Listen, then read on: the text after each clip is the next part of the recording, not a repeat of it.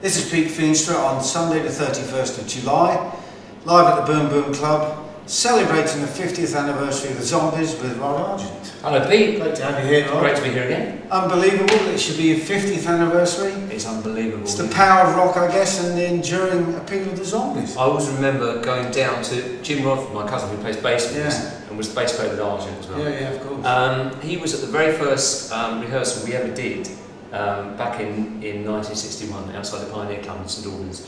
You remember it? In the Pioneer, I do. But he loaned us the gear for that gig, and before that, because he's my cousin, I used to always go down to his house. I didn't like pop music for the first 11 years of my life, and then he played me Elvis. You were on rock and roll? Oh, that was then? Okay. He played me Elvis, singing Hound Dog, and I suddenly got turned on to this extraordinary music. And yet a lot of people associate you with classical music as well. Well, I love music, right from, but the only music I sort of really, that spoke to me, apart from a little bit of jazz, because my dad was in a dance band from the age of 17 to the age of 83 actually.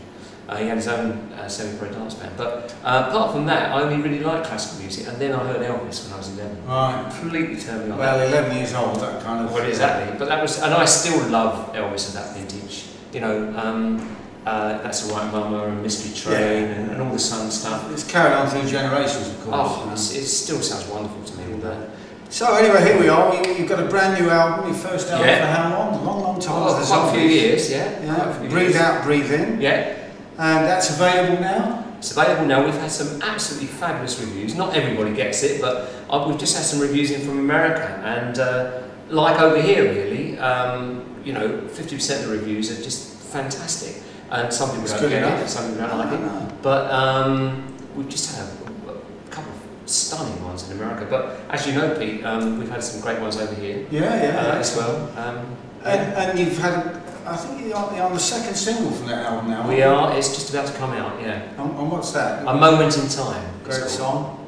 It's, yeah. One of yours. And I love the way it sounds. Not that we can get much bloody radio at the moment. It applies to everybody. It applies to everybody. Yeah. But when it is particularly in the UK. I know, particularly in the UK. But when it is played, it sounds great on the radio. I'm only saying that because you don't ever know until you hear something on the radio. How it sounds. No. It's amazing actually when you think back to the 80s when everybody went with the big studios and the big drum sound. And yeah, most people out there are probably listening on an old tranny or in their car.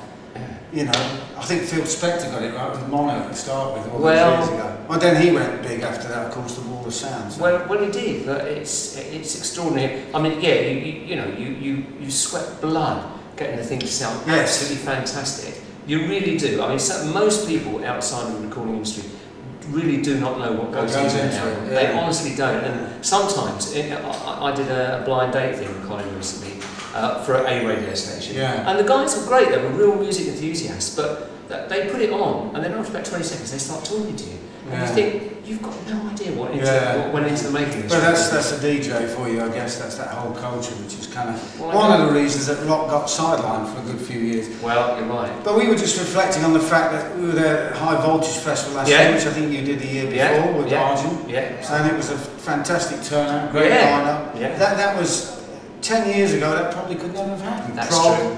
Rock and metal as well, hard rock, all those genres were completely sidelined. They were. Which is incredible when you think back in the 80s, it was huge, but it's a cyclical thing, I guess. It is cyclical, and it's very interesting because I was speaking to one of the bands that were playing there when we did High Voltage, and it was Opeth. Right. And the guy said, oh God, you were the band that I really wanted to see above everything else. He said, but we're on at the same time as you know. But it was really nice, but it is cyclical, because here was a young band who'd listened to all our stuff and knew it, and it's so nice, you know. Yeah, but you have, as the Zombies, have influenced so many people, of course, and continue to do so.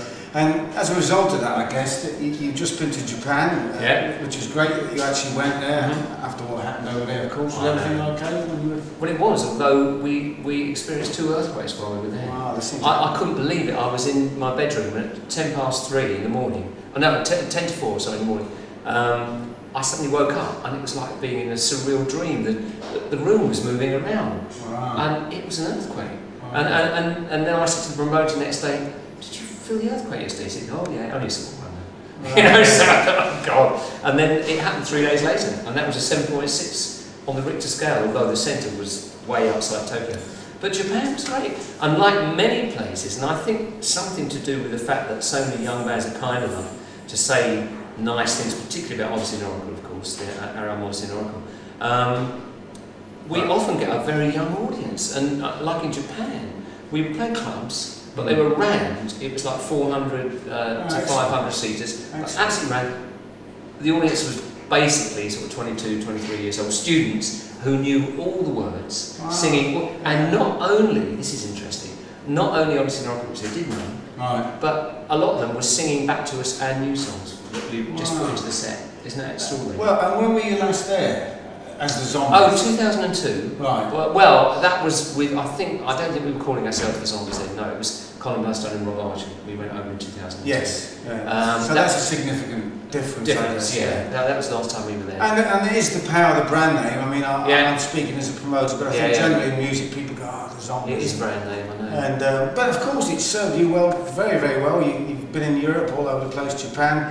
Soon you're going to be playing the States for the Yardbirds, is it? We've got, no, with the Straws. I beg your pardon. But it's not complete, some of it is by ourselves as well. Yeah. Some of it's with the Straws. This is, I mean, we've toured most years in the States for about the last 10 years, but this is a really big tour that we're doing. We've got 25 really, really good dates over there. So it's going to be a terrific tour. And is the album going to be available in the States? It's to people out there? It's only available on Amazon at the moment. It's not with a specific record company. But as I was saying to you just before we started this interview, we're getting some stunning reviews in the States as well. It's a good album, and we should talk a bit more about that perhaps. Breathe Out, Breathe In. Yeah. How long was that in the making? Well, it was. What was the pre-planning before you actually started writing? I know you've drawn songs from different parts of your eras and stuff, and some of Colin's. Yeah. But how long was that? You said to yourself, yes, let's do a Zombies album. Well, in fact, we'd had 2 or 3 albums out that were. Live albums? No, I mean I was thinking about going back to the Shepherd's Bush thing that the Zombies did, the original Zombies plus our touring band. It was the 40th anniversary show. Of course, it was, and the year that followed that, and then we did a couple of things like we've just done. Actually, what is a great DVD of a live concert for Metropolis Studios for ITV Productions, but they've sold it independently. I think it's going to come out with Sky Arts or whatever. But anyway, doing these things and doing so much live with no overdubs, I just thought, because Colin said, it is our 50th anniversary next year, this was a year ago. And he said, of us first getting together, and he said, it's about time for another studio album. I said, yeah, you're right. And so we started writing, I in particular started writing, and I thought it'd be great to do an album that has very much of the feeling of us recording quickly, the rhythm section tracks quickly, and with interaction between the band, very much like we've just been doing on the live stuff as well. So that was the basis in our heads for doing it, and it was actually a pretty joyous experience, I have to say. It was recorded over a period of a year, but we weren't recording for a year. I mean, we were touring, and in fact the tracks were actually done pretty quickly. One of the things that I did, which I thought, let's go back to the way we used to do a lot of the old Zombies track, which was where, for instance, if I wrote a song, I'd often write the bass part and the drum part, like in She's Not There. So it's integral part of the song. That's true. What made it, particularly if She's Not There. Well, that was true of Time of the Season, that was true of She's Not There. And so I did that, and so what I would do is I'd write a song and I would demo it with just voice and piano, so Colin could learn the lead line, all apart from one track on the album.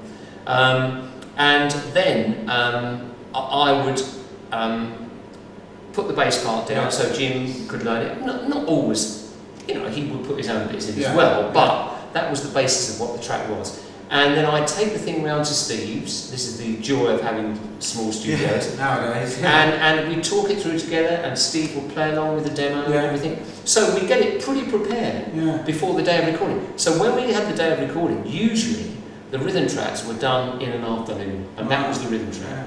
And then we would spend a day doing the lead vocal with Colin, and then there would be another day when generally I would do most of the harmonies, but I get Jim to do a line. So this would be in sharp contrast, would it, to how you recorded in the 70s, particularly with Argent, not just you, but the whole raft of bands back then where you spent a lot of time, I guess, in the studios and stuff like that? I think we did spend more and more time in the studio. That became the culture of how things were recorded. Things were less prepared. With the Zombies originally, things had to be extraordinarily prepared because we only had we didn't have much money then. No. We weren't given big budgets, so we knew we'd have to didn't know a lot, of course, when you first went. No, suck it and see. It's suck it and see. But we were prepared as possible, and so we go in very prepared and we get a track down, and usually a B-side as well in those days, in 3 hours. Later on, with Odyssey and Oracle, we were producing for the first time, and we had basically 8 tracks, even though it was 2 4-track machines together. But that was the technique that the Beatles had pioneered in Abbey Road, and that's what we took over. It's a big influence, of course. Oh, of course it is. Yeah, it was a big influence on everybody. And just one other thing, not strictly to do with the Zombies, that people may not know about. You weren't playing for a number of years because you were working on television themed music and stuff like that. Do you want to tell everybody what you were doing? They may not know about that. Well, I never stopped playing, but I came off the road in '75 with Argent, and I just thought I've got to broaden my musical horizons really. So I thought for a year I'm just going to do whatever is offered to me. I'm deliberately not going to write anything myself. And all sorts of things came in. I did an album with Roger Daltrey, and after that, The Who asked me to play on their new album. Because it took so long to record, I only ended up on 3 tracks, 2 of which I was credited on, but the track I enjoyed the most on the album, apart from Who Are You, which I was on, was Love Coming Down on Me, which I didn't get credited, but that is me on that track. Well, set the records. Set the records and then Andrew Lloyd Webber got me to record Variations, which I did with Gary Moore and John Heisman, and that was #1 album. Barbara Thompson, John Heisman, and who live in Sutton, by the way. Who live in Sutton, and they became very good friends. And that was really nice. And that led into writing for television and television films, because we did a South Bank show, in fact the very first South Bank show, and the head of music was there while we were recording it and said to me, why don't you write some stuff for telly? And I did a couple of World Cup themes, did lots of music for television, film background, etc. So that suddenly stretched into quite a few years. And then I hooked up with Peter Van Hook, who was in Van Morrison's band originally as a drummer, great musician, and we did lots of production. Very successfully actually for people like, usually first albums for people like Tanita Tikaram, which was 4.5 million albums, and brand new artist at the time. Brand new artist, and we did that in my studio, mixed in my studio as well. There were some American artists. There was a Joshua Canston, quite a middle of the road artist, but he had 3 top 20 American hits from that album. And a South American artist called Soraya. We did a Natalie Griffith album, which was the first one to make the top 50 albums I made, called Late Night Grand Hotel. So all that went on, and then I suddenly thought, I can't do any more production because I'm too selfish basically. I wanted to do things that were my own creatively, you know. Even though Pete and I were playing on all these albums, I wanted to do my own stuff again. And just at that point, I did a charity show for John Dankworth to raise some money at the Stables in Milton Keynes. Colin was in the audience, got up, sang a couple of songs, and afterwards he said, we really should do a few things. And 6 gigs that we planned turned into 11 years of touring around the world. And it's as good now as it's ever been. I mean, it's fantastic. It is great. The band is great, and that's why we do it, Pete. I had to capitalise it for the first 2 or 3 years. It wasn't a question of making a buck. It was the opposite. You know, especially going to America and all that sort of thing. But it's turned around now. We've created a really good situation in America now, and really that we play in places like Paris, Japan. I've just told you about. Some places in America, we often get older audiences, of course we do, and that's fantastic. People that have stayed with us. But there's people that haven't been out for years and years and years, and suddenly start coming to shows again. They do actually, and I think live music is strong again. And Canada, you did very well in there. I heard about that as well. Yeah. So, anyway, it's great that you're back again. One more question, Rob, which is Argent, the band. You did quite well. Did you come back with that? Is there any more plans for? You have time for that? Well, apparently we are doing a few more gigs after Christmas. But the thing is that the way I feel about it, just personally, I put so much into the creative side of what we're doing with the Zombies, and this band has really been together for 10 years now, and we've really cemented, and it's really a buzz to play with them every night on stage.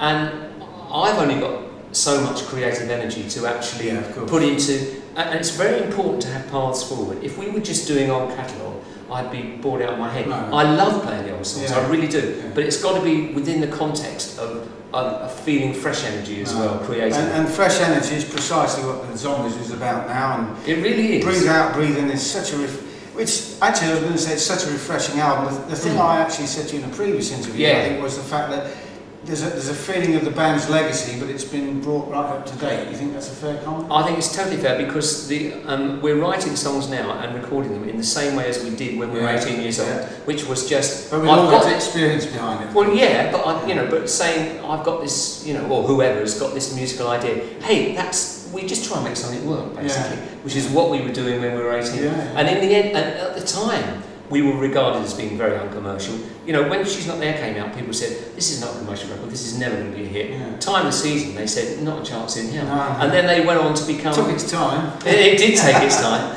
but it went on to become, it's now been played 7 million times in America, I mean... And this is the man that was involved with it, wrote it, still doing it. He's with Colin Bloodstone, Steve Rodford, Jim Rodford, they're called the Zombies. Colin's singing, as his voice has changed slightly, as things do as you get older, but in some ways it's stronger than it's ever been, and he's singing just as well in a slightly different way than he's ever sung, which is fantastic. Everybody's playing with just as much energy as ever, and that's why we're doing it still. Well, it's been an absolute joy. Thank you, mate. Feenstra. This is for www.getreadytorock.com. Thank you to Anne Pioton on camera. Good afternoon.